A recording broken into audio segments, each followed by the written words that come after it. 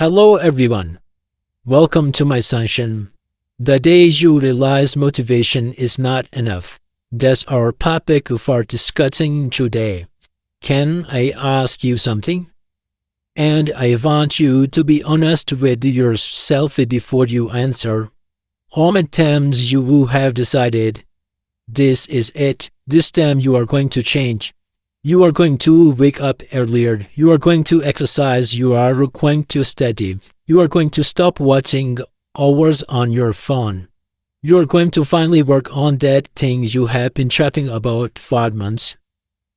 And for a few days, maybe even a couple of weeks, you feel different. You wake up with energy. You make a plan. You feel proud of yourself. You think, finally I am getting my life together. And then something happens, you have a difficult day, you are tired, you miss one workout, you skip one study session, you spend too much time scrolling. And then you tell yourself, I will get back on track tomorrow. Tomorrow comes. You do not. And suddenly, the person who was so determined a few days ago is gone. I have got a question for you. Why? Why can you want something so badly on Monday and struggle to care about it by Friday? Is there something wrong with you? Are you lazy? Do you lack discipline? Are you simply not motivated enough? Maybe not. Maybe. You have been trying to solve the wrong problem because motivation feels powerful, but motivation is a feeling, and feelings change. Think about your own life. There are mornings when you wake up excited. You do not need anyone to push you. You do not need an alarm trace. You just get up, and then there are mornings when even get out of bed feels like a negotiation.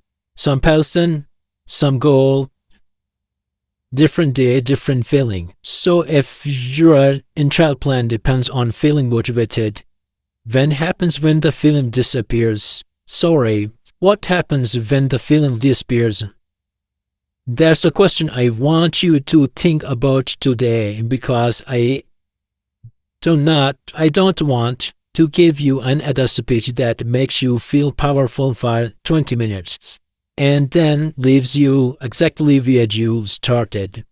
I want to talk about what happens after motivation. That's where the real work begins. There is something psychologists have learned about human behavior that I find incredibly useful. Our behavior is not controlled only by what we consciously decide. Our surroundings matter. Our routines matter. The situations we repeatedly find ourselves in matter. And our timed repeated behavior in a consistent context can become increasingly automatic. There's one reason your environment can make certain behaviors easier and others harder. Think about your phone. You do not necessarily sit down every morning and make a serious decision. Today I will check my phone 47 times. You just reach for it. Why? Because the behaviors has become familiar. The cue appears, and your response follows.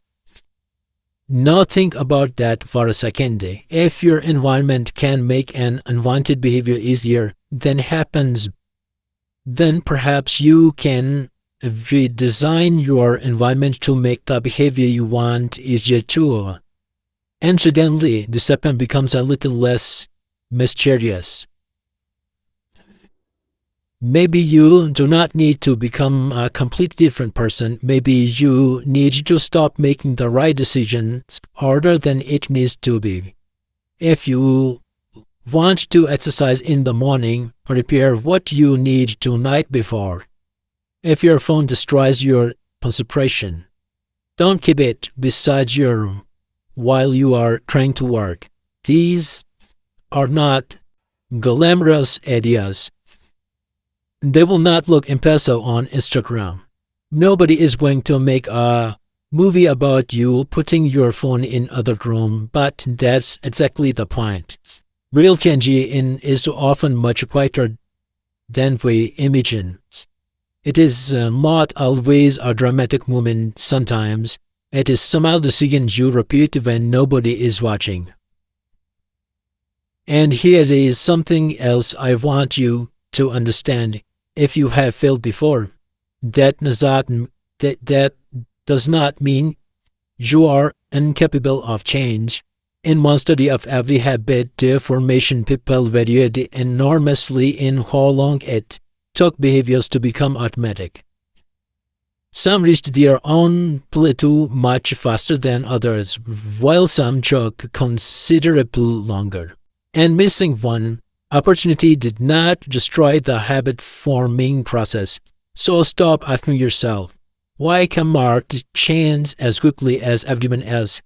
There's the wrong question. Ask, what can I repeat consistently?